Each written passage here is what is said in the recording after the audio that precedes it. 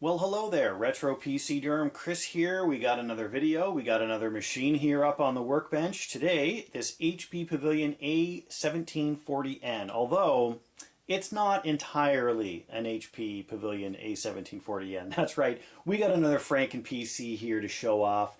Paired up today with a Samsung SyncMaster 206BW screen. So this is a, I think it's 1600 by 1050, so 16 by 10 aspect ratio. Nice screen. I love getting these donations of like working machines that offer some good quality. And then we've got a not the best quality here BenQ USB keyboard, and then a smaller Logitech USB mouse. But all in all, the system looks pretty good. We've got it all cleaned up and reloaded. I'm going to hit the power button here, and we are going to get started.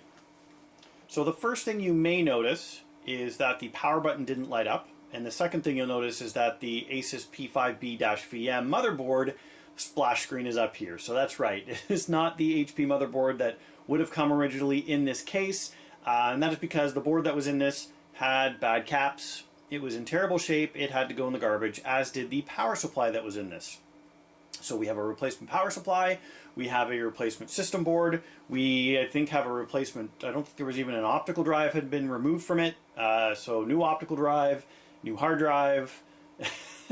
You'll see when we open it up, it's basically all new guts. But we got a system up and running here, so Windows is finished loading up here. You may not have noticed how quick it booted up because I was talking through it, but pretty good boot time considering this is a SATA spinning disk that's loading Windows up. But we are now loaded up into Windows. We're going to get the screen a little bit closer to the camera, and we are going to check out our system specs. Hardware Info 64 up and running here. We'll take a look at our specs. We have a Conroe processor here, this Intel Core 2 Duo E6300, and that's running at about 1.8 to 1.6 gigahertz in terms of speed. It is a dual core processor, as in all Core 2 Duos are.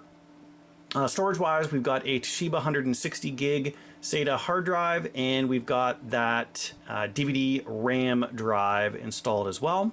Graphics is using the Intel G965 onboard graphics controller, which is pulling 384 megabytes worth of memory off of the system memory, of which I have 4 gigs. So there's 4 1 gig sticks installed in this machine as well. So obviously there's some future upgradability. You could get, I believe, up to 8 gig of RAM in here with 4 2 gig sticks. And then there's a PCIe slot, so you could install a GPU separate from the onboard graphics to get some better graphics quality. I, unfortunately, as most people, don't have any GPUs to spare pretty much. The only PCIe graphics cards I have is, I've got a couple of older cards that I've been kind of holding on to for some like Windows Vista, Windows 7 builds that I'm thinking about doing and I'm saving parts for. But the rest of them are all like X300, X600, and X1300 ATI cards, which all of them do not have Windows 10 drivers. And I've tried using them with the like Microsoft Windows Basic Display Adapter, and there's something wrong with them. Like they don't work properly. Like, yeah, so they're not worth using in these machines. So they kind of just sit to the side, wait for a reason for me not to put them into the e-waste bin, because they still work. They're just no good for Windows 10. Anyways, that's specs. Let's go into Chrome and we will check out our crab rave test. So with the 1680 by 1050 screen here, I am starting off with 1080p just to show off that it's, you're going to see it's not quite there in terms of quality. So we're dropping more than 10% of frames here. You can clearly see the hitching on the playback, that it's not coming through right. So if we drop down now to 720p, it gets a little bit better. The frame drops go down by a little bit. The frame drops we're getting right now is really just the buffering as it moves itself down to the lower resolution. But it's still a little bit hitchy. You can tell the frame rate is not where it needs to be. But when we look at the frames, we are still in that like only dropping 10% of frames space, which is reasonable, right? We get that 720p resolution, so that is basic HD. If you drop down to 480p, it would be clear as a bell. And that mainly is going to be coming from the fact that because it's an older processor, you're missing the instruction set, so it has to work harder to do the job. And we don't really have anything in the way of a graphics card that can handle doing some of the work on rendering the video. So as it is, this works out pretty well, I think is okay. So now what we're gonna do is get everything shut down, and we're gonna open up the box and take a look at the actual physical hardware inside. Okay, so here we have the system all removed from all the other components. Taking a look at the front of the unit here, we've got all of our original stickers still on here. We've got a front panel with some audio connectors, USB and FireWire, and then this pocket media drive bay. Obviously, I don't have a pocket media drive to go with it. And then we've got this LG Super multi-burner, which isn't the original one that this would have come with as well. If I remove all, we'll take a look at the back here. Power supply, you can see here, we've got here isn't the original power supply. You know, wouldn't have had the manual on-off switch. We're missing all of our slot covers because I don't have the little clip that you have to put on here to secure them.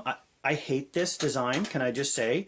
When you've got this design on a case that you can't put individual slot covers and screw them in, you have to, because there's no screw hole. There's only one screw hole to be able to secure.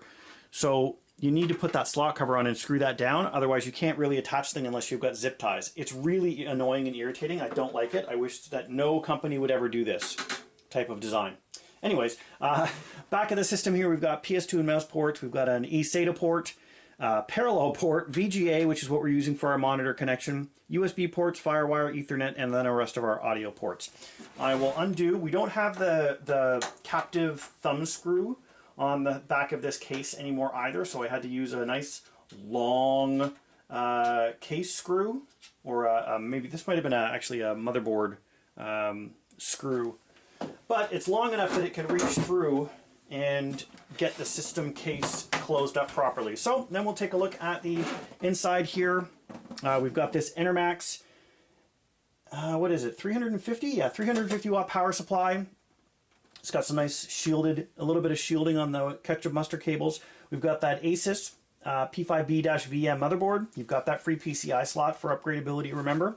And then I've got my hard drive, the connection for my multi-card stuff, and then we've got that LG multi-burner, and we've got everything cabled up. You will notice I did decide to use an IDE version drive to plug in for the multi-card reader. Mainly it was to minimize the amount of adapters I needed for power connections. So this Enermax power supply here only has one SATA power connector, which I used for the hard drive obviously, and instead of having to put in a SATA to Molex, SATA to Molex adapter, I just put an IDE optical driver in there instead, which uses a regular Molex, so I don't have to use that Molex to SATA, you lose all your data issues. As I mentioned here, we got 4 memory DIMM slots, so you could upgrade this to 8 gig of RAM, and then we've got that LG a1740n motherboard, which could take a more powerful processor. I believe you could get a 700 series in here as well, or even put like a quad core, like a Q6600 or Q6700 in here to get some more juice out of it as well. So definitely some future upgrades if you needed to for this machine to make it a little more juicy than it is to do some basic computing. But yeah, that's it. That's the whole setup there. Hope you enjoyed checking it out with me. As always, I hope you are staying safe and healthy, and we'll catch you in the next one.